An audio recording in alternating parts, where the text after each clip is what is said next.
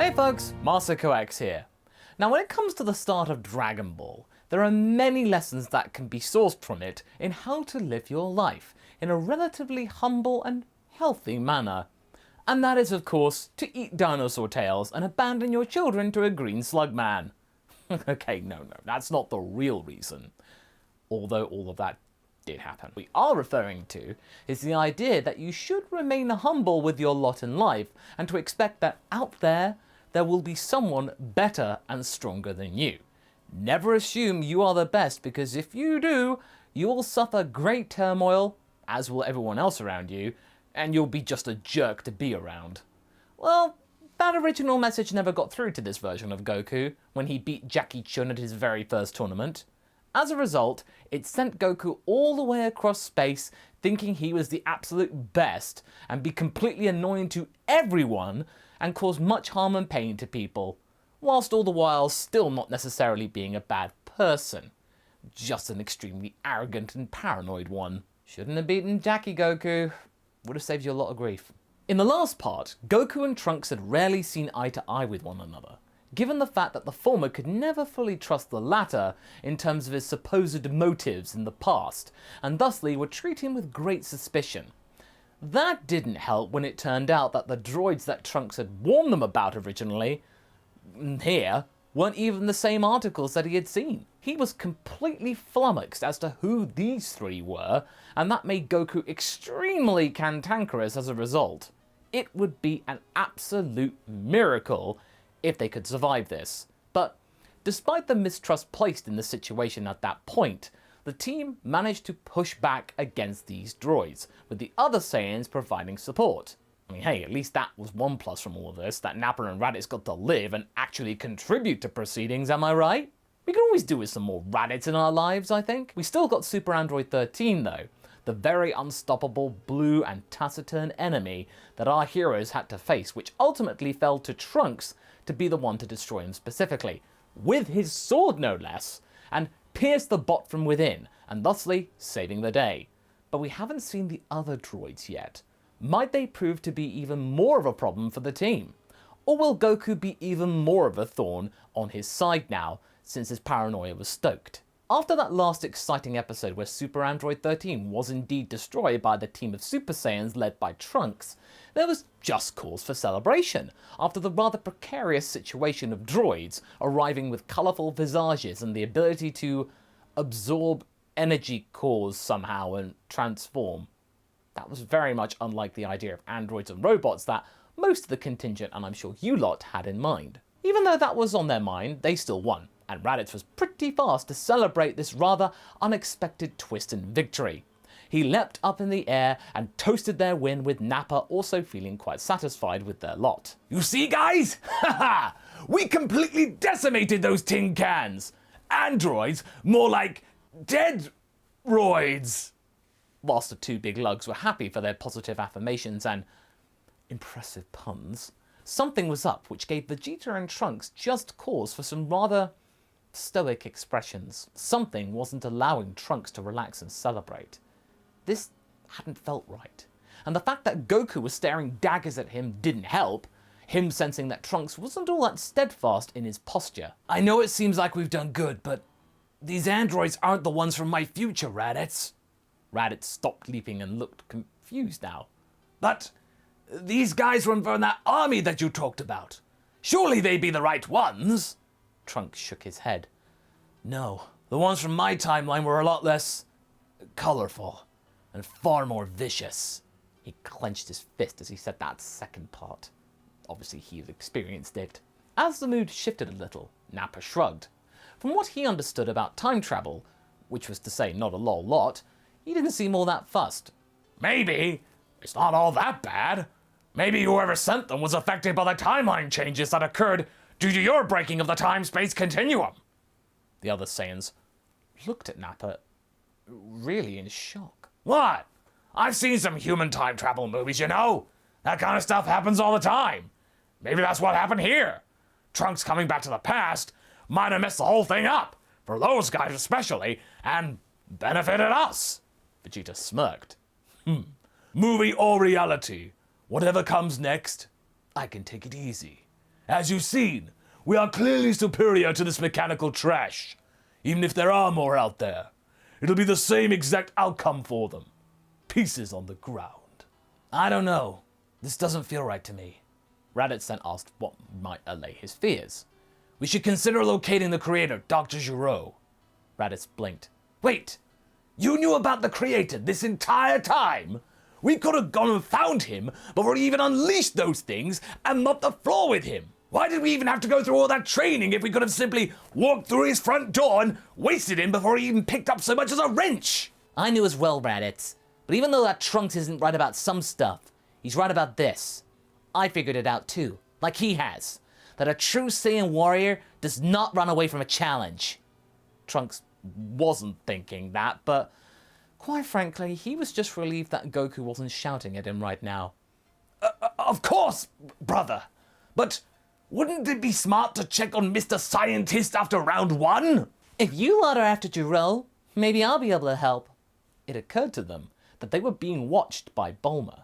Oh great, the woman's here. What do you want? Can't you see that we're busy trying to save this pitiful world?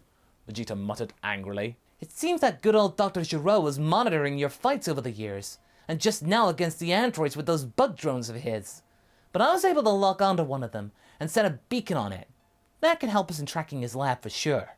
We just gotta follow it back to its base. Okay, Bulma, we can take it from here.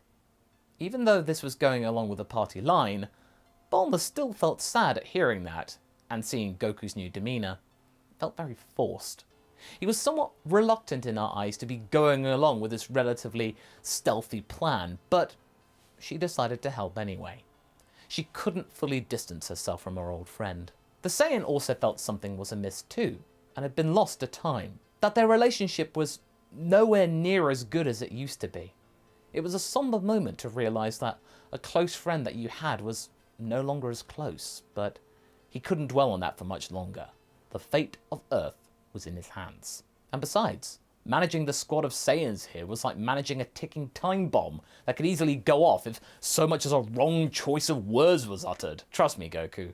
Trunks has been experiencing this ever since he first come back to the past, so you don't need to remind us. And despite what Vegeta was talking about, those androids had not been playing fair, especially if Gero had more of these overgrown action figures in store for them, and had been observing their fights from the past and present. Maybe he could make even stronger machines in mere weeks instead of months of training. Data was proving to be a rather precarious challenger to overall battle power, and that was something, now Goku had thought about it, and the Saiyans, they could not understand or respect. It really got to Goku, him being particularly perturbed with the idea of a machine being able to constantly outperform him, and could be improved through just a simple service or software update. Goku wasn't afraid of any living fighters, but these things? They felt like an abomination, and an affront to martial arts. And himself, most importantly. We go find Gero and put him down. We cannot allow any more of these creations to see the light of day. It's not right. Trunks breathed this huge sigh of relief. Goku was definitely with him, and had chosen not to lambast his earlier stumble with the identity of the androids. He was instead more fixated on this rather egregious and ridiculous notion of robotic warriors to notice. And so, the Saiyans as well as the humans, much to Goku's mild irritation, decided to go after the signal that Bulma had managed to locate. After an hour or so, the beacon had come to a stop somewhere, implying that it had reached its destination. It was triangulated to a location deep within the mountain ranges outside North City, and was also, understandably, close to Muscle Tower. When it had become clear where they were heading, Goku cursed himself. He was now deeply regretting that he hadn't bothered to check that place years ago. If he had done so, they might have stumbled across this place, the lab, spared them all the problems that they were having right now. It should be here somewhere. Trunks was looking at the tracking device that had been given by Bulma.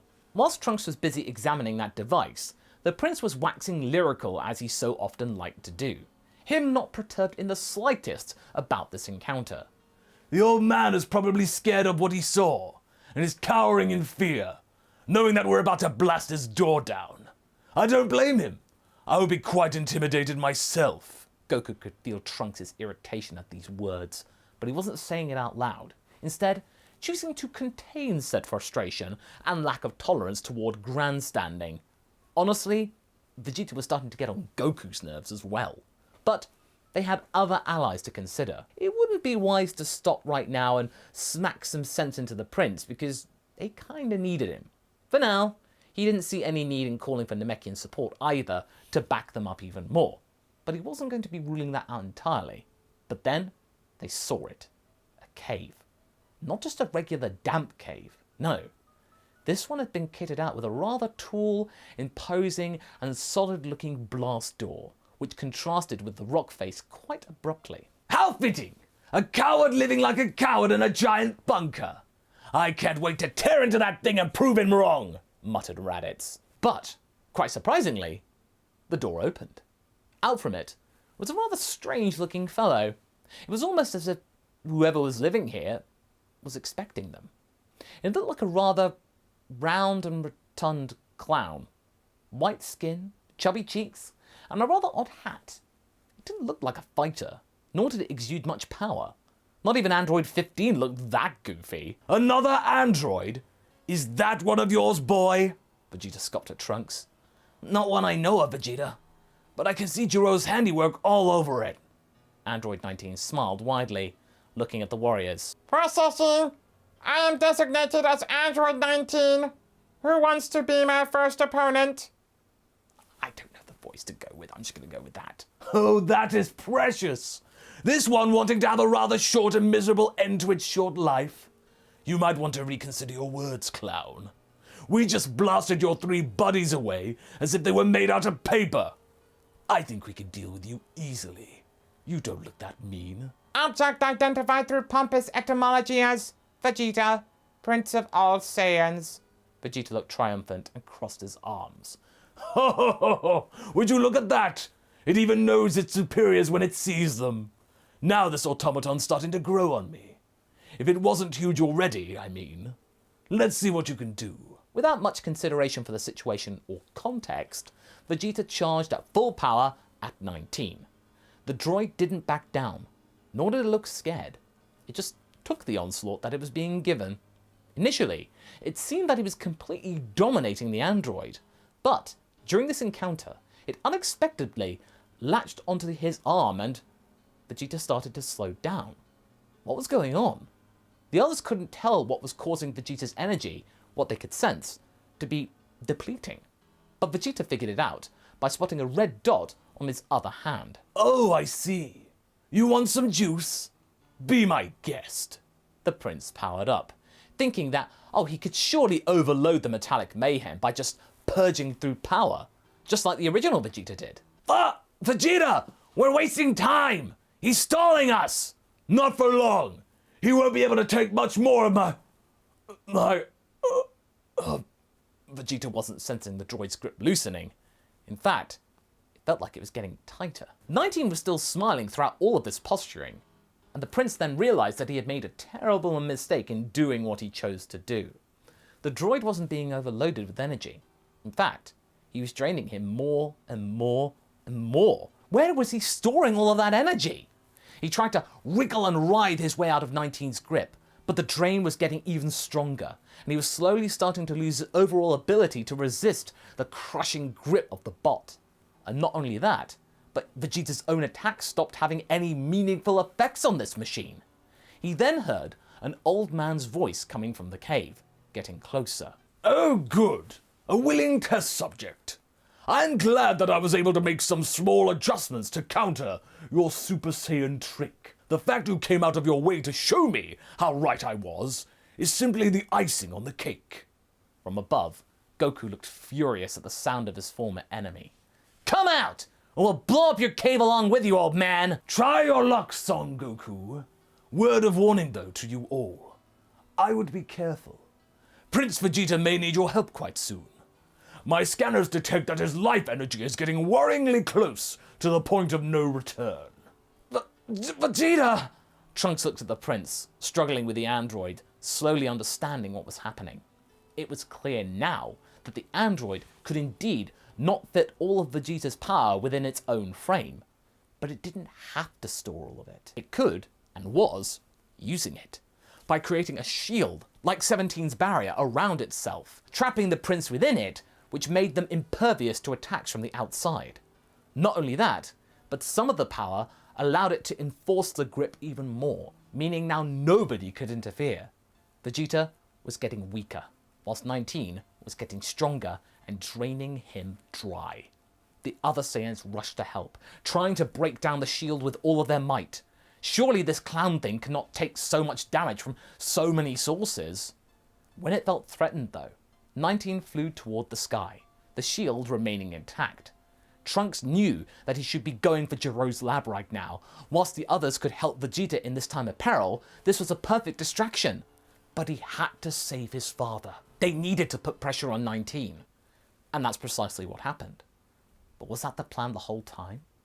19 smiled at them and began to supercharge its draining grip. Vegeta realized what he was about to do. Get back! He's going to... And then 19 went full Chaozu on Vegeta.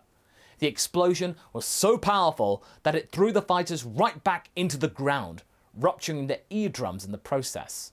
19, as a result, had been completely destroyed. But Vegeta was not in much better condition. He had survived, but when Trunks got close to him, to his horror, he saw that his father was horribly burnt and was also missing a couple of limbs. If he wasn't taken away for some urgent medical attention right now, or given some sensu, he might not make it. But when Trunks tried to take him away, he saw 4 menacing figures looming over him. He recognized the old man and the 2 figures beside him, 17 and 18, but the tallest one was someone completely new. Well now, 16, 17, 18, it's time for our revenge against Son Goku. And that's where we're going to be leaving things for right now. So what do you folks think? With 3 droids on the prowl for Saiyans and Goku, how are they going to get out of this one? Is there something that Bulma can do to help the crew in this time of need? Leave a comment below and let's get this discussion going. And I will see you in the next video. Catch you later!